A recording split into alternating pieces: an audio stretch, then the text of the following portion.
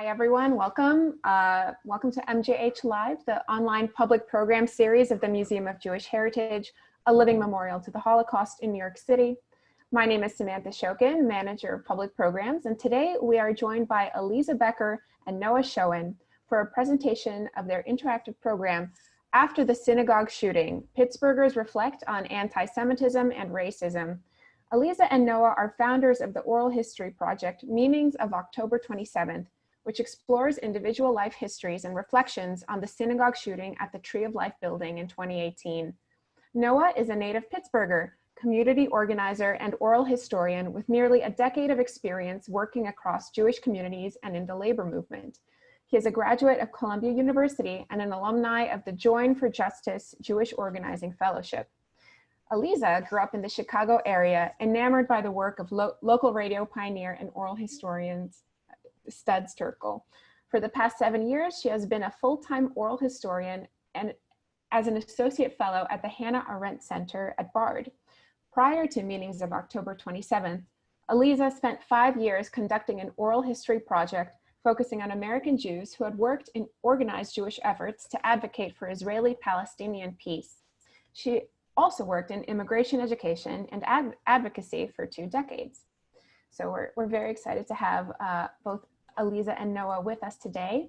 And before I turn it over to our facilitators, I wanted to make a couple brief notes for those watching.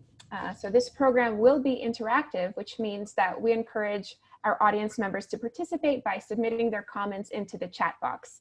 There will be questions and prompts throughout the presentation, and we will be moderating that chat. We'll also have time for Q&A at the conclusion of the program, so please save your questions for the end, and those will also be fielded through the chat box.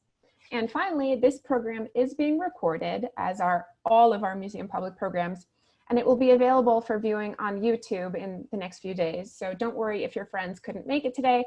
I'll send a link to that recording in my follow-up email, which will include additional resources, including a link to Aliza and Noah's listserv, and a donation link as well. So that's it from me, and I'll turn it over now to Aliza and Noah.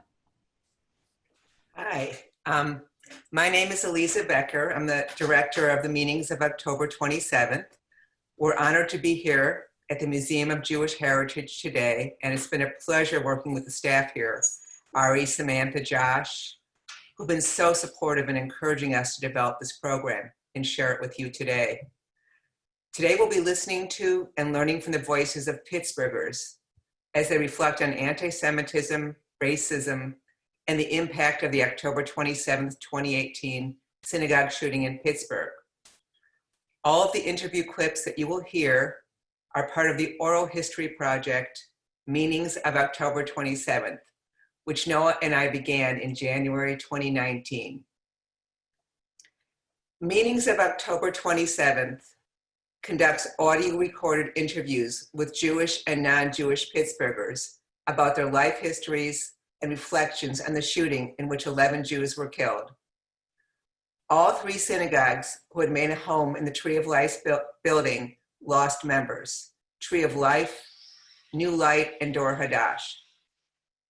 These recordings are part of an archive of 100 interviews that will be the most comprehensive collection of local voices sharing their experiences of the October 27th shooting and its aftermath in their own words.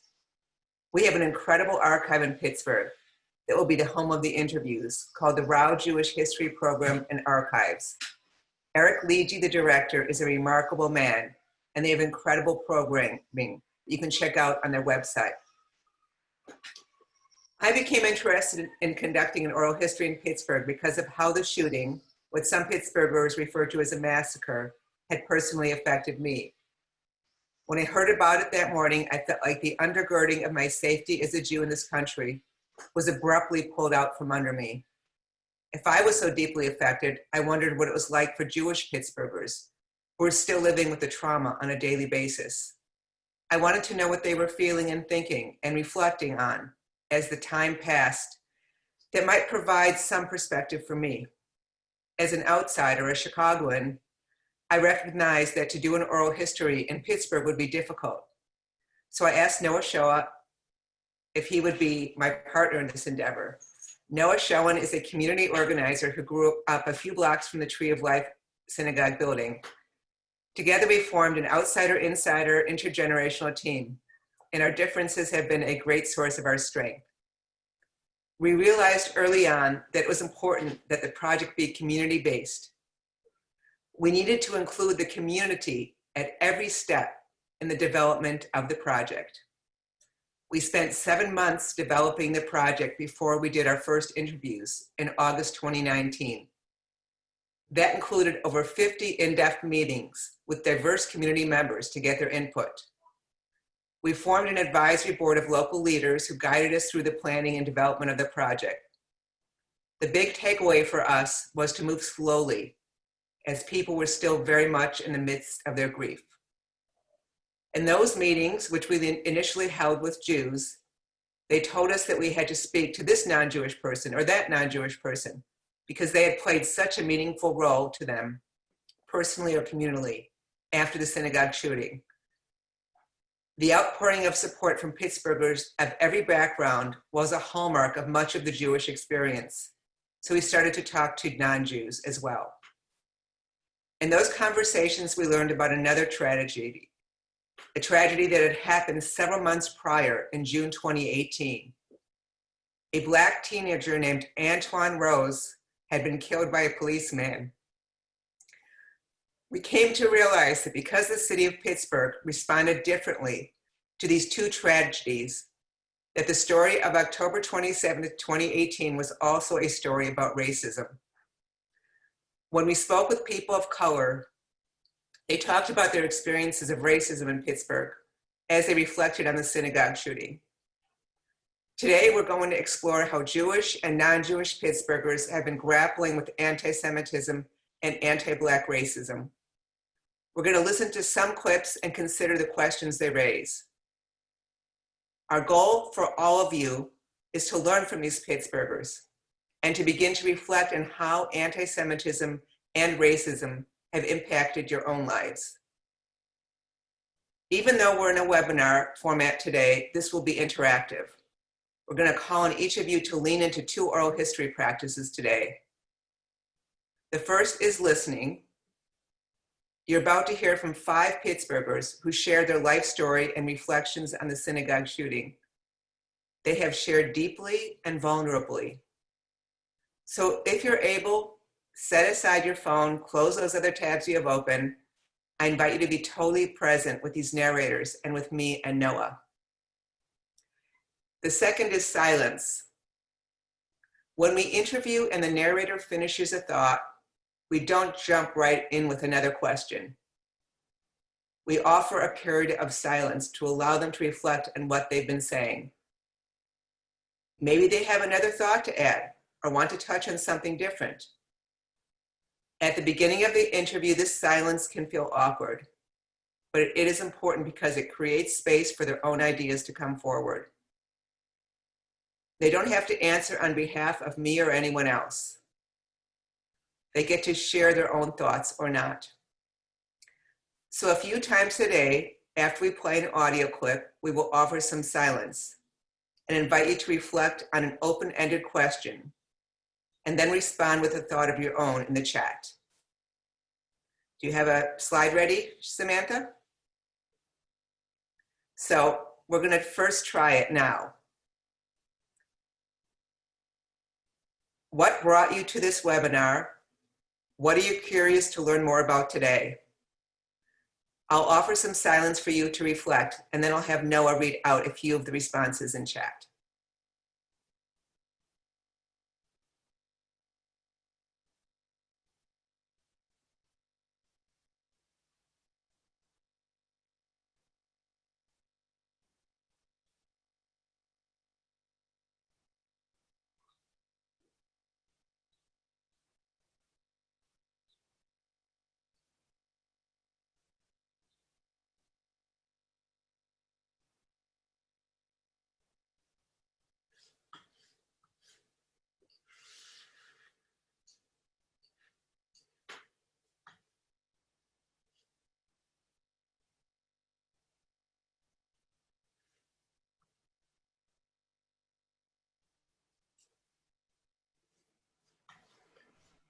So we're starting to get some responses coming in, hearing from people who I know from Pittsburgh, from project narrators who are curious.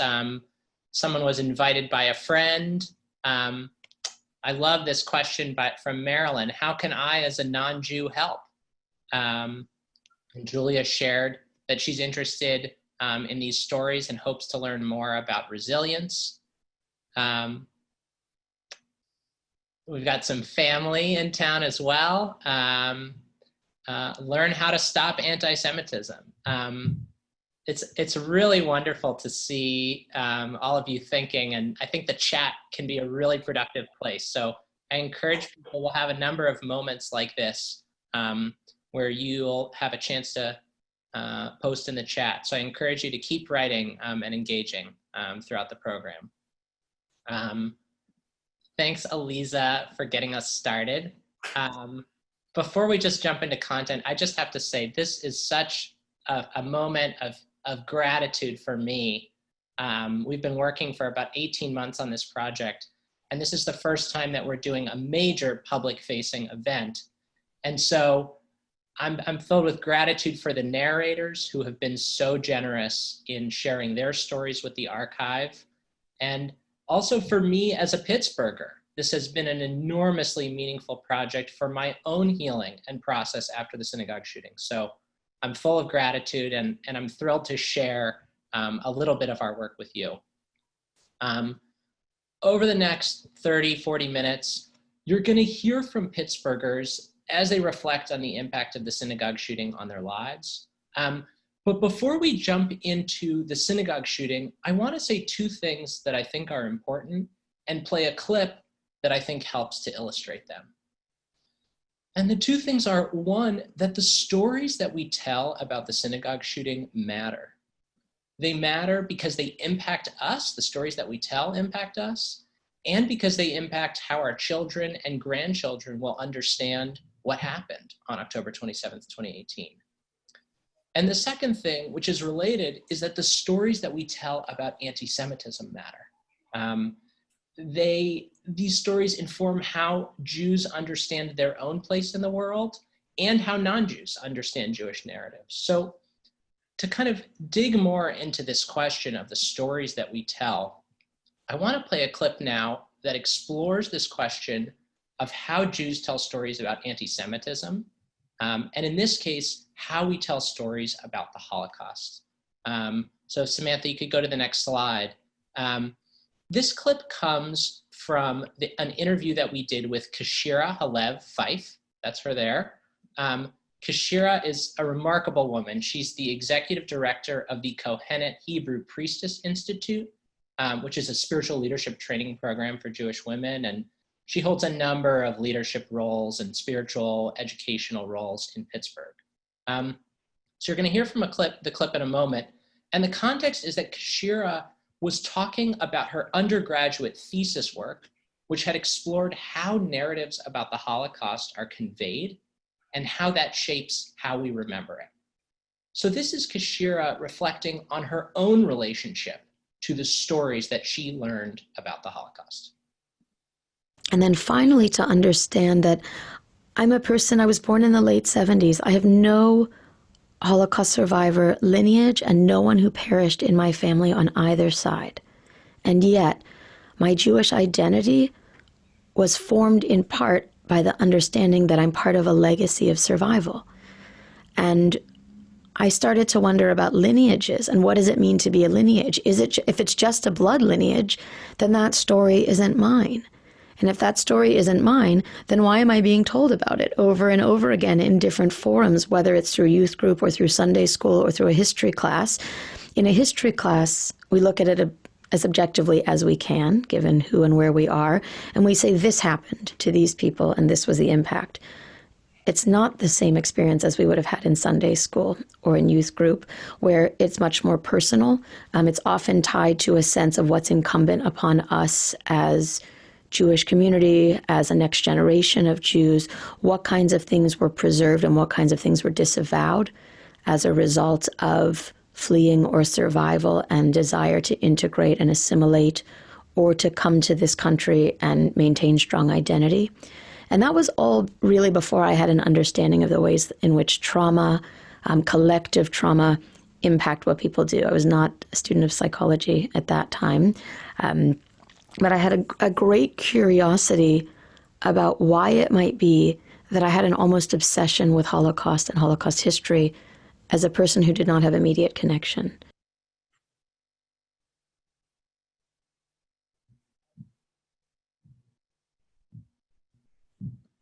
So that's a little bit from Kashira.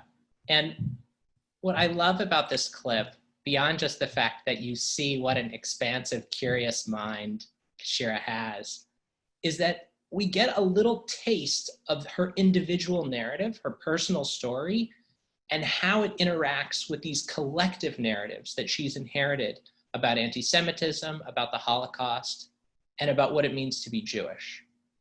And so what I want to do now is invite all of you to explore your own relationship with some of these collective narratives about anti-Semitism. So the question that I want to ask, and Samantha, you can bring up the next slide, is what are some of the narratives that you inherited or learned about anti-Semitism from previous generations or perhaps in your childhood? So I'll offer us another period of silence, and you can take a moment to think about this question, and please share in the chat if something comes to you.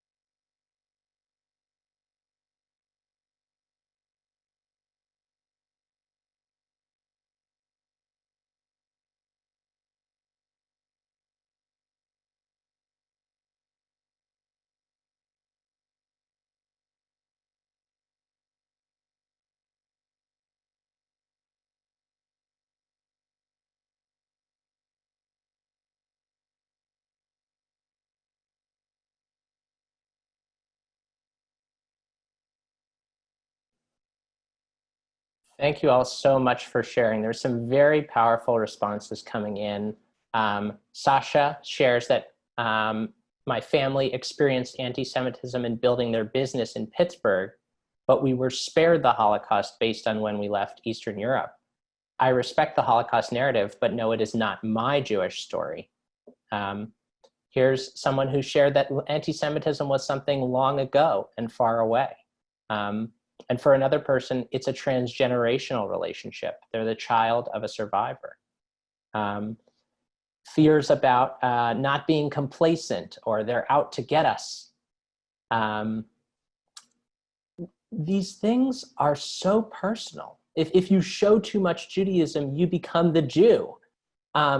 These narratives weave into our lives in very significant ways. And I think it's very important when we're talking about anti-Semitism to cultivate some awareness of what we bring to these stories, and because these stories inform how we interpret things like the synagogue shooting.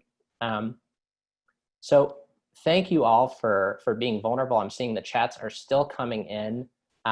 This is just meant to be a beginning of this conversation. So I see that people have a lot to say about this, and I encourage you to continue after the program is over. So we're going to turn now to hearing a few Pittsburghers talk and reflect on anti-Semitism and racism after the synagogue shooting. And I want to be clear that in our archive, there's an enormous complexity of perspectives on these topics. And there are a lot of topics that we're not going to be able to cover today. So I don't want to suggest that these clips represent all of our narratives or this is the Pittsburgh story. What I do think is that these clips can help us to begin to have a more robust conversation about anti-Semitism and racism. And I know that we have a lot to learn from Pittsburghers on these topics. So you can go to the next slide, Samantha. One of the questions that we were curious about going into these interviews was, how has the synagogue shooting affected Jewish Pittsburghers' thoughts and concerns about anti-Semitism? And so I want to play a clip now from Leslie Eisenman. And this is a Pittsburgh project, and I grew up in the Pittsburgh Jewish community. So, I went to Hebrew school with Leslie's daughter, but it's been wonderful getting to know her as an adult. Leslie works for a local Jewish agency that resettles refugees in the Pittsburgh area and provides them with ongoing support.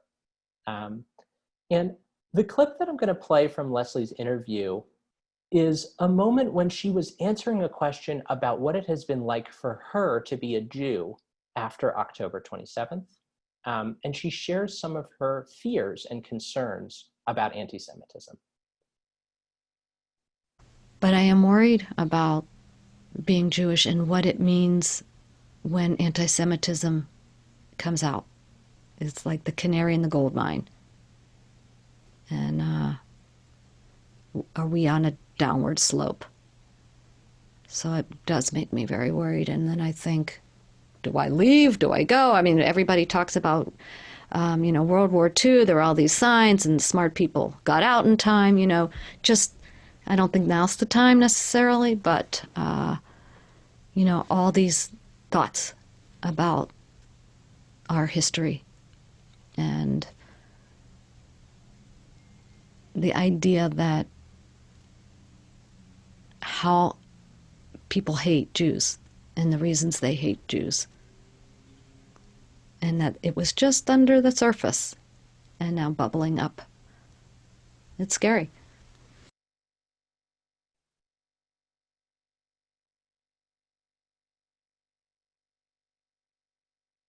So that's Leslie. And I'm going to offer a period of quiet in a moment again to keep reflecting for yourself on this clip from Leslie. And what I want to ask is, has the synagogue shooting affected your concern about anti-Semitism? Perhaps in some of the ways that Leslie describes, or in different ways. So Samantha, you can bring up the next slide. I'll invite people to take another moment of reflection, and again, please share your thoughts in the chat as they arise so that we can continue to be in conversation with each other.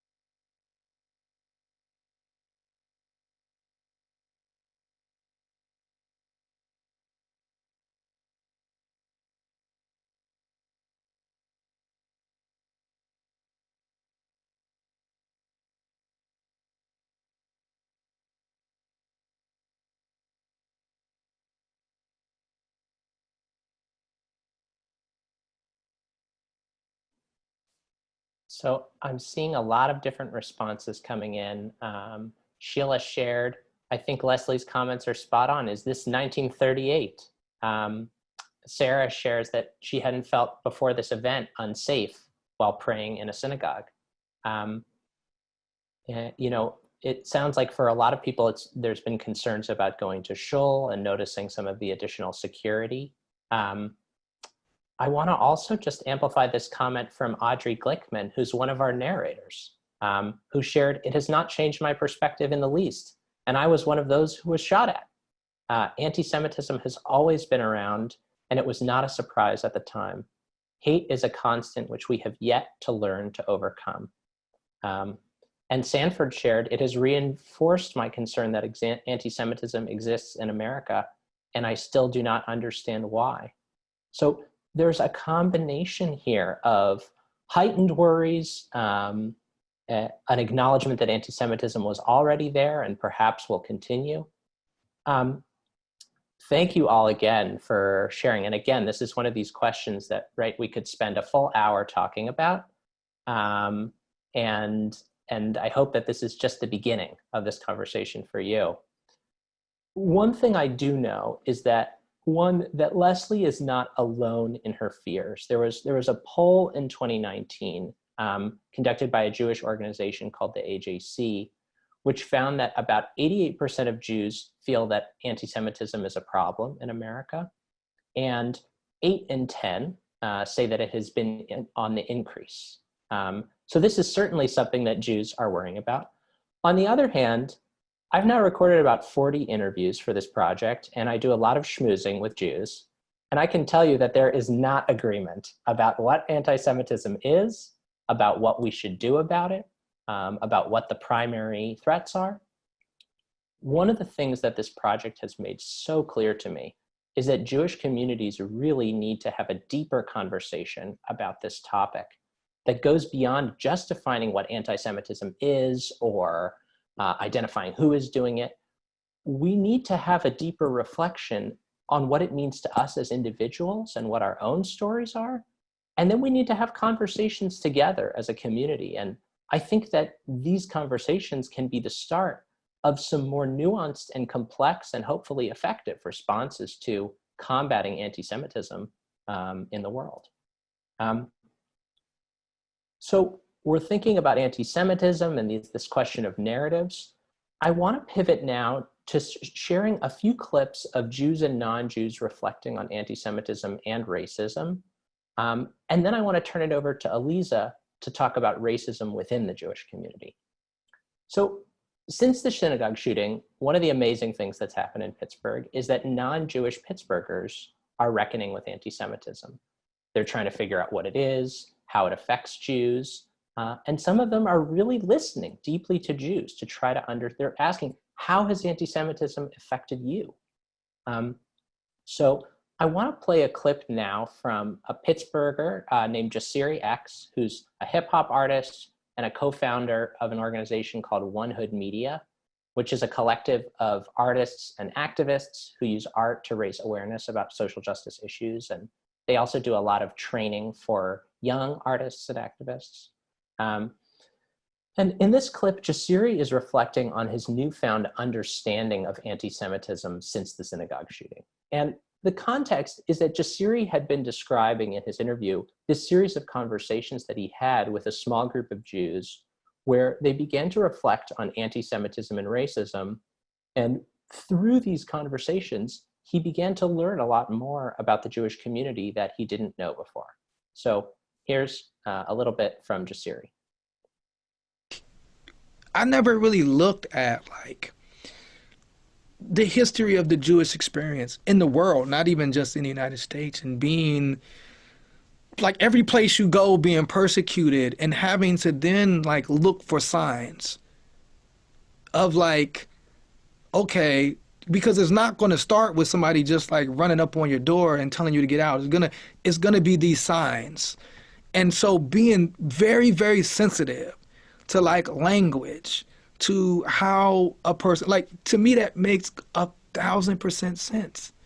Because if I put myself in somebody else's shoes, if that was my experiences collectively as a people, I'm gonna be super fucking vigilant because it's happened. You know, it wasn't just like the Holocaust isn't the only time that's happened. It's happened historically in all of these different times. And so you gotta be like, watchful of like, okay, wait a second. Is that some dehumanizing? And I think like for a black person, like my life's been about being dehumanized. You know what I'm saying? So like, I think, you know, where it's kind of like, oh, that's not even a big, like in my mind, I might be over here looking like that's not a big deal because I'm looking at it through my experience. You know what I'm saying? My lived experience and my people's experience and not somebody else's. And so so I've had some of those moments where I was like, oh, okay.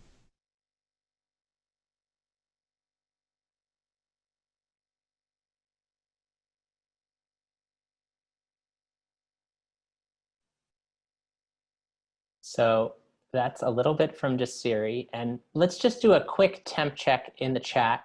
Just type 1 or 2 words that came to mind as you listened to Jasiri, or perhaps a thought if you'd like to share that as well.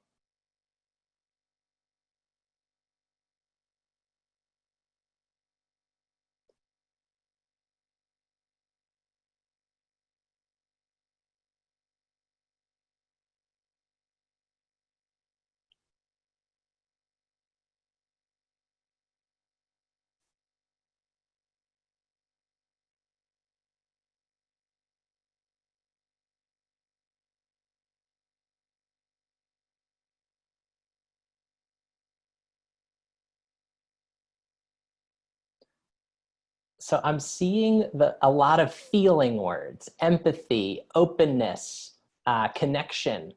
You can keep them coming in. I'm also seeing an interesting conversation starting in the chat about the relationship between racism and anti-Semitism, and we're going to be talking a little bit more about that in a moment.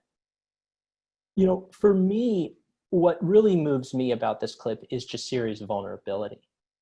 That he's trying to relate to Jewish fears, even as he shares openly that at first I didn't understand, why are these Jews getting so sensitive about this little anti-Semitic comment or something like that. At first, he wasn't understanding it, he wasn't relating to it. And so I think there's something deeply humble and curious in Jasiri's perspective here as he's reflecting on the impact of anti-Semitism on Jews. That this is like a model that we can bring to all of our interactions with people who we're trying to understand, who we know are different from us. And recognizing that difference, I think, is kind of the beginning of that deeper listening. So the other thing that we've been hearing in moments in the archive is Jewish narrators trying to grapple with racism. And again, wrestling with these differences between anti-Semitism and racism. So I want to play a clip now from Cheryl Moore. Cheryl is another person I knew from growing up in Pittsburgh. She works as the clinic manager of student health services at the University of Pittsburgh, and she's a very active community leader in a lot of different ways. And this clip from Cheryl, she's reflecting on why it's important to pay attention to the specificity of someone's experience, kind of in this way that Jasiri is starting to attune us to. And just in this clip, just for clarification, she refers to the synagogue shooting here as Tree of Life. So you can play the clip. So it's really important to look at hatred as a whole, like globally. But it's also super important for us to look at anti-Semitism and racism and homophobia and separately. And so, I mean, for years, I heard about Black Lives Matter. I heard the saying Black Lives Matter. And then somebody said all lives matter. And then a lot of African Americans were very upset by that. And I kept thinking, what's so upsetting about saying all lives matter? It's true, all lives matter. Like, just don't get it. And then Tree of Life happened. And then some people said it was about hatred. And I said it was about anti-Semitism. And many people said it was about hatred. It was about hatred. And it struck me why it's so important to say Black Lives Matter. And it was about anti-Semitism. Of course we acknowledge that all lives matter, and of course we know that there's hatred everywhere. But to dilute it like that is a problem. There are Black young black people being killed in the street because they're black. When they reach into their pocket to pay for their soda at the store, they get shot. It's important to say Black Lives Matter. What happened on October 27th was about anti-Semitism. We don't need to water it down as hatred. We can acknowledge that there's all kinds of hatred and talk about anti-Semitism specifically. And I think it's really important to look, of course, globally at hatred, but at each individual hatred needs to get its time.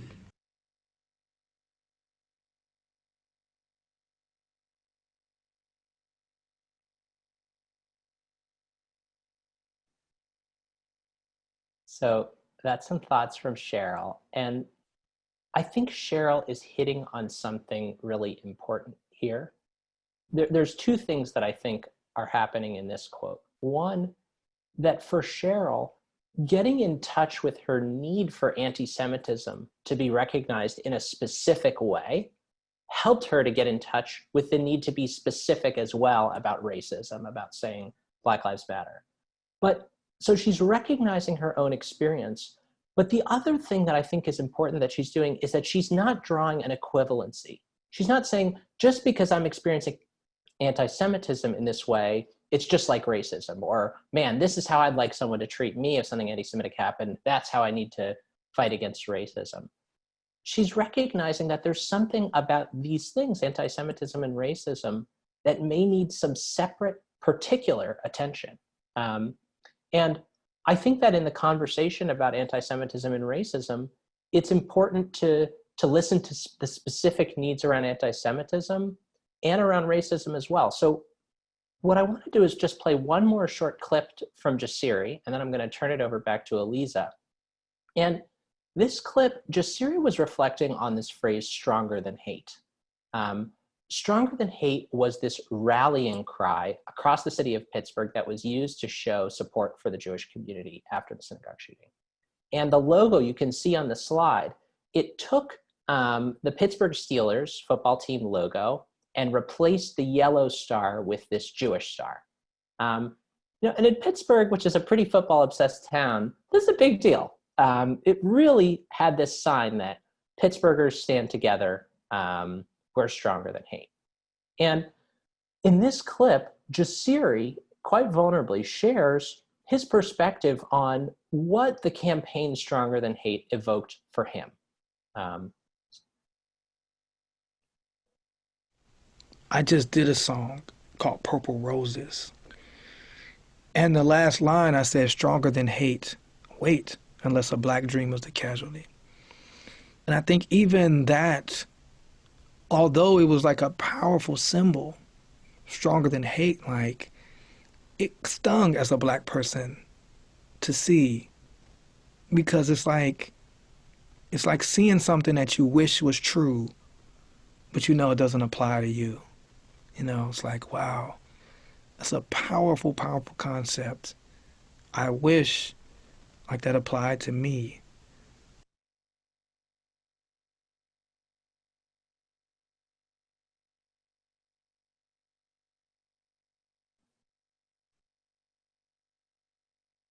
So I want to just invite everybody to just take a moment and sit with what Jasiri just said, because I think when people share like this, and I think it's similar to Leslie's clip, this is a big gift of vulnerability and openness. And whenever somebody is sharing like this, you know, I'm trying to treat it with the same care that I would want someone to treat me if I were being vulnerable about some of the fears that I carry as a Jewish person, or if I was sharing a way that anti-Semitism has impacted my mental health or that of my community. And so I just want to invite us into this complexity that for many Jewish Pittsburghers, Stronger Than Hate was this campaign that made them feel deeply supported. And at the same time, for many Black Pittsburghers, the campaign reminded them of the ways that the city is not stronger than hate for them. And I'm wondering if we can just listen to that and take it in without defensiveness or setting aside any reactions that we may have, to Jasiri's comment,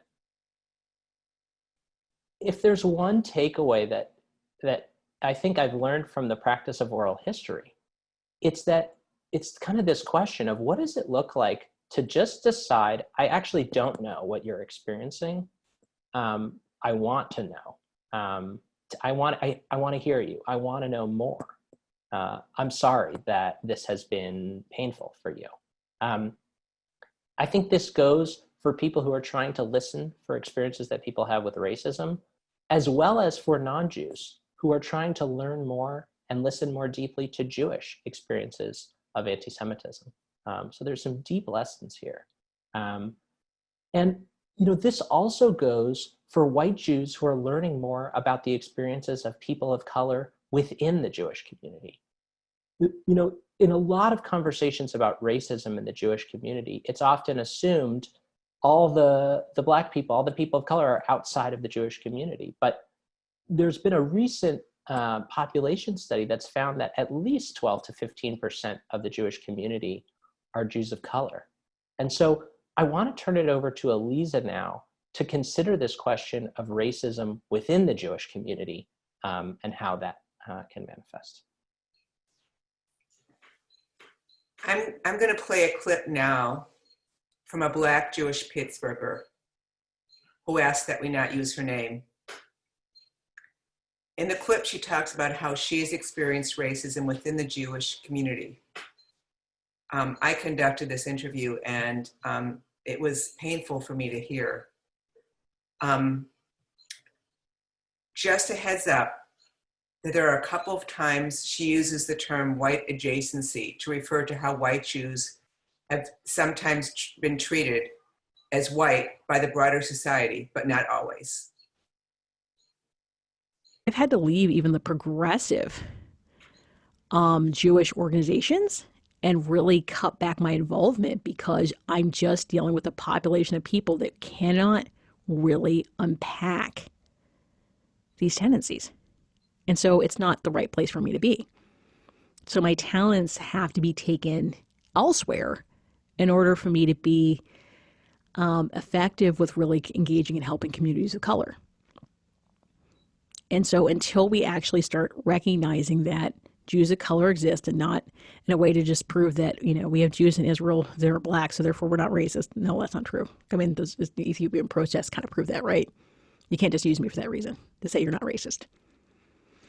We have to deal with the fact that because we have evolved into a community that has more white adjacency, we've lost the edge to really communicate as effectively with more marginalized communities. And there's an unwillingness to kind of take a part that's been lost. And that was part of the package of becoming more acceptably white. And while the other groups that were once maligned and not considered 100% white, like the Irish or the Italians, have kind of moved on and recognized that and don't really try to. The Jewish community, because for whatever strange reasons, hasn't really come to terms or peace with that yet. Because when I think about, the Jewish community, sometimes I don't even think realizes that they're not the only group of white people that were involved, or like I say, white adjacent, people that were involved in the Black community that have had a big impact. The French have had a longer and huge impact in Black American culture. And there's actually a much healthier relationship there. I mean, that's why you have people like Ta-Nehisi Coates that go to France to go do his work for a while because the French government and French intellectuals welcome him there. That's why you have James Baldwin and other people. I mean, James Baldwin even talks about the fact that, when it talks about how, he didn't want to, and he needed to talk about how there were ways in which members of our Jewish community were practicing racism of African Americans, but he was afraid to talk about it because of, I'll be called anti-Semitic if I bring up this really true topic. There's that history there that we don't want to talk about. Heschel, but let's not talk about the truth of these things there.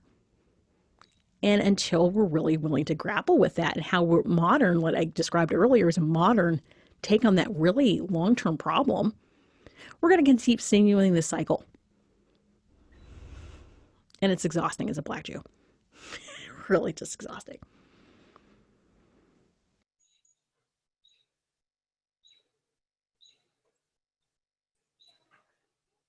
For this narrator, when she says Heschel, Heschel, Heschel, she's describing white Jewish voices claiming to be in solidarity with Black people, just like Rabbi Abraham Joshua Heschel was in the Civil Rights Movement. But this hasn't been her experience as a Black person within the Jewish community at all. What I especially like about this clip is how she calls on the Jewish community to honestly face our treatment of Black people in our own community and elsewhere in a way that we haven't yet done in order to make it safe for her to be fully part of our community. It seems clear that the first step toward righting this racism will be deciding to listen deeply to Jews of color, to understand what their experience has been within the Jewish community, where that experience has fallen short, and what can be done about it. We can adopt the humbling listening approach of Jaziri and Cheryl and many others to begin this process. If you'd like to leave any comments, feel free. I'm going to go on to our conclusion. I want to leave you with a few questions. First, how can we be better listeners? How can we listen to others share vulnerable stories about their lives without succumbing to the temptation to superimpose our own reality on theirs? How can we situate ourselves to really listen open-heartedly? Secondly, how can we get in touch with our own experiences of oppression, of anti-Semitism and racism in this case, and share them openly within our own communities? And how can we share these stories outside of our communities with those who want to be supportive and understand us and our struggles better? Thirdly, how can we root our actions of support for other communities and to those who feel left out within our communities by using this deep listening? This is what we're beginning to do together today. And then we have to have the courage to share them with friends and colleagues, Jewish and non-Jewish alike. As Pittsburghers wrestle with these issues, I invite you to do the same. Before we turn it over to questions, I want to share a few links with you. One is that a pilot program. This is a pilot program for us. This is the first time we've done a webinar, and we'd love to get your feedback from you. We created a small forum that should only take a few minutes, and Samantha will put a link in the chat for that. Second, if you visit our website, which Samantha will also share in the chat, you can sign up for a listserv to stay updated on our work. We're also raising funds to support the creation of more programming like this. And if you'd like to donate to support our work, you can do that at this link as well. And all of these links will be shared with you in a follow-up email. Thank you. Samantha? Thank you guys so much for that incredible presentation. It was so well done. And I will say, as our first sort of museum interactive experience like this on Zoom, I can't thank you enough. You really pulled it off so incredibly well, and it was very, very moving. We have time for just a few questions from our audience members. And I will start with this one. The question is, how did you find the people that you interviewed? Oh, I guess I'm unmuted. Yeah, you go ahead, Aliza. Okay. Well, you know, you start out with people you know. And, you know, I knew a few people, Noah knew a few people. I noticed that one of the people in this chat is Sandy Spatz, a friend of mine in Chicago, whose met her sister in Pittsburgh. So we met with people who knew people who knew people. And we had long conversations with lots of people. Also, I looked at the demographics. I wanted to make sure we were covering, you know, broadly age, ethnicity, religious observance, that we were listening to diverse people. Noah, you want to add in? I would just say that I think our pre-interview process, all these conversations that we had with Pittsburghers, really made us understand that this is a broader story than just the Jewish community. So we wanted both the diversity of the Jewish community, you you know, across denominational lines. And we have a number of rabbis from all denominations and just community members as well. And then expanding beyond the Jewish community and trying to capture some of those perspectives beyond as well. And particularly non-Jews who have relationships with the Jewish community, because we realized that this piece around relationships was really significant. Thank you, Noah. We have a question here from Lorraine, who asks if you got any religiously observant individuals participating in your project. Anyone who goes to shul every week or other denominations? Well, I interviewed 4 Orthodox rabbis, 1 Hasidic rabbi, and quite a few other observant people. So yes, there are quite a few that we've interviewed. Great. Here's a question about organizations that are around today that counter hate. Can you maybe put out some recommendations for resources for hate countering organizations such as the ADL or something similar?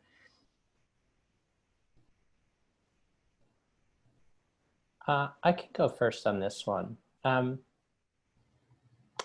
I'm thinking about this last clip that we shared, and I think, so I guess I'll say something about anti-Semitism and something about racism. In terms of racism, I think that it's very important for Jews to, before jumping to non-Jewish communities of color, I think one thing that white Jews like myself can do is actually turn to the Jews of color within our communities who we maybe haven't been listening to well enough. That I think working on racism within our community is actually a first step towards being allies to non-Jewish people of color across the country. And I think understanding anti-Semitism better as well. So I think when it comes to anti-Semitism, I don't know if you have anything to add, Aliza. I mean, there's a lot of different organizations that are doing good work. I think it's really important to try to cultivate an awareness, and you can just have these conversations with any group of Jews about what these inherited narratives are, and to ask yourself, how much is my experience of what's happening today with anti-Semitism reflected in the inherited narratives? Because I think if you're assuming that the inherited narrative is just about to repeat itself, you may not notice things that are different about this moment. You know, I think in Pittsburgh, the enormous solidarity from non-Jews is different. That's not a story that we tell all the time, that tons of non-Jews were jumping at every chance to support the Jewish community after anti-Semitism. So that's some thoughts. I don't know. Do you have anything to add, Aliza? I think you did a great job. I just wanted to point out that Amy Guterson, who's member of Chabad and runs her own seminary in Pittsburgh, and who I interviewed, is here. So yes, one of our observant people is listening right now. Amazing. Yeah, I see a lot of Pittsburghers in the chat, in addition to people from all over the country, which is phenomenal. Here's a question from Marilyn, who asks how the experience of the shooting changed the congregants at the Tree of Life building. And to add to that question, I'm curious how services in the Tree of Life building continue today, how they've been impacted by this event. Thank you for the question, Marilyn. It's not really a question for us. You know, I think one of the things that we saw after the synagogue shooting was that the directly affected synagogues were just kind of bombarded with media requests and all kinds of demands on their time. And what I think Aliza and I have heard is that a lot of that has really gotten in the way of their healing process. And so I think, you know, the synagogues are in their own internal process. I see a couple of people who are members of those synagogues sharing in the chat, but it's really a question for them more than us.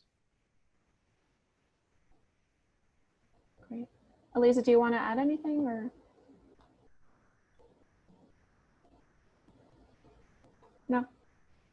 Okay, No. great. So we have time for just one more question. I see a question here about sort of what, not, I guess this doesn't only apply to Jewish people, but using the example of the Jewish community, what does an individual do if they find a threat or they feel threatened by some kind of anti-Semitic event or gesture or a racist event or gesture? What are some actions that an individual can take? Excuse me, before we move on to that, there was just a comment from a member of the Tree of Life, Audrey Glickman, who wrote, and Audrey was one of the people in services when the gunman came in who narrowly escaped. And what she wrote was, "We are not yet back in our building. It needs to be reconstructed. We continue as a congregation, each congregation." So I just wanted to share that. Thank you. Thank you for sharing that. Did you want to say anything to that question, Aliza? What we can do, I'll let you go first. Well, I guess I wasn't sure if the question was asking if something is happening to you yourself, or if it's happening to somebody else. Yeah, but, well, the comment, sorry, I think the comment said something like if you see a swastika graffitied in public or something like that, but you can expand. Yeah. I mean, look, anti-Semitism and racism are here right now. They are happening. They're different. They're complex, but they do exist. And so I think the efforts to combat any kind of oppression have to be led by the people who are affected by it. So if you're not Jewish and you're seeing, anti-Semitic gestures, there's two things that you can do. One is you can reach out to Jews to let them know about it and say, "I heard about this. I'm upset about it. What can we do about it?" Being supportive to people when they're being attacked by something has an enormous impact.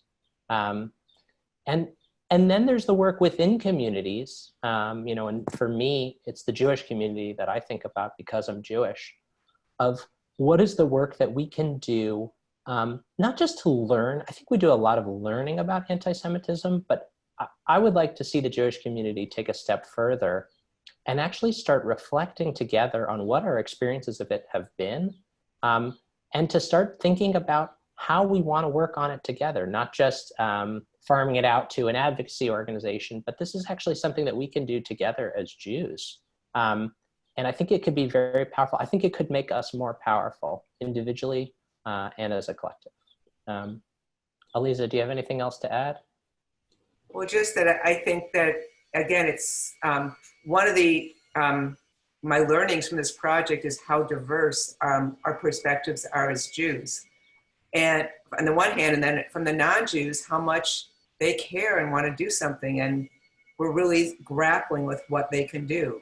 And I think that these conversations are a really important starting point. Where can we reach consensus? And what does this mean? And to really share these stories from our childhoods, from the present, that a lot of what happens we pretend or we suppress or we don't actually see as anti-Semitism, especially in this country, because since the Holocaust, there's been sort of like nothing compares, and what, well, no one spit at me and no one called me a dirty Jew and threw stones, but I still experienced anti-Semitism. And these are not things that we readily think about. And so I think the conversation about what is it, how does it affect us, is really an important starting point among Jews. And I think for non-Jews, it's really easy for us to think that they don't care or that we're all alone. And I think one of the amazing things after this shooting was, tens of thousands of non-Jews came out, and not just in Pittsburgh, all over the country. We had a vigil in Chicago that I spoke at, and there were 250 people, and I'm sure at least 200 were not Jewish. And so that we are not alone. And that's what I have to share. Thank you guys so much. Thank you, Noah and Aliza, for that incredibly thoughtful presentation. I'm so thrilled that this interactive format worked, and I think that our audience nationwide really got a lot out of it, just telling by the flood of responses coming in through the chat. So before we close, I want to just remind all of our viewers today that this program was recorded and it will be available on YouTube in the coming days. So look out for my follow-up email in the next day or two. If you enjoyed this program, please consider making a donation to Aliza and Noah's initiative and consider joining their listserv. We pasted those links to those resources in the chat, but don't worry, if you didn't get a chance to catch the link, it'll also be in my follow-up email, so look out for that. And finally, you can support the museum's free online public programming also by making a donation to us on our website, mjhnyc.org, and by subscribing to our newsletter. We do these public programs twice a week on Tuesdays and Thursdays, and the programs really range from workshops like this one to book talks, film screenings, and more. And we really hope to continue doing these programs online, even when the museum reopens, hopefully this fall. So thank you again, you guys. We appreciate you joining us today for this very special program. Thank you, Aliza and Noah, and to all of our viewers watching at home.